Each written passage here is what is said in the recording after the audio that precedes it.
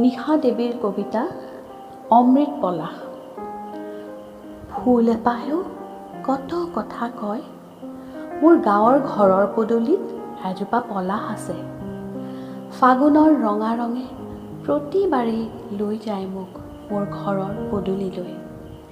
ঘামি জামি চিটিবাছৰ ভিৰত, লানি নিচিনা কামৰ ব্যস্ততাৰ মাজত, গুৰুগম্ভীৰ কোনো মেলৰ মাজত, খিৰিকীৰে হাত ভাল দি ফাগুনৰ ৰঙাই উকিয়াই থৈ যায়।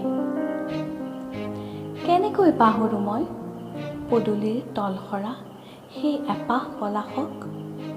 সেই ফুল অবিহনে কোনে লৈ যাব মোক প্ৰতিটো ফাগুনত মোৰ চিনাকি পদূলিলৈ? বাৰেণ্ডাৰ খুটাত মা মোৰ আছে ৰৈ, হাতত বজাৰৰ মোনা এখন লৈ চাইকেলৰ পেডেলত ভৰি থৈ দেউতাও আছে। ফাগুনৰ ৰঙা ৰঙে চিৰদিন জীপাল কৰিব সেই ছবি, মোৰ ঘৰৰ পদূলিত এজোপা পলাশ আছে।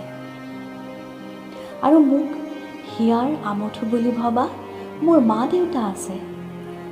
জীৱনৰ নেৰা নেপেৰা যন্ত্ৰণাৰ বৰষুণে কাবু কৰিব খুজিলেই মই মনত পেলাওঁ এপাহ ৰঙা পলাশক।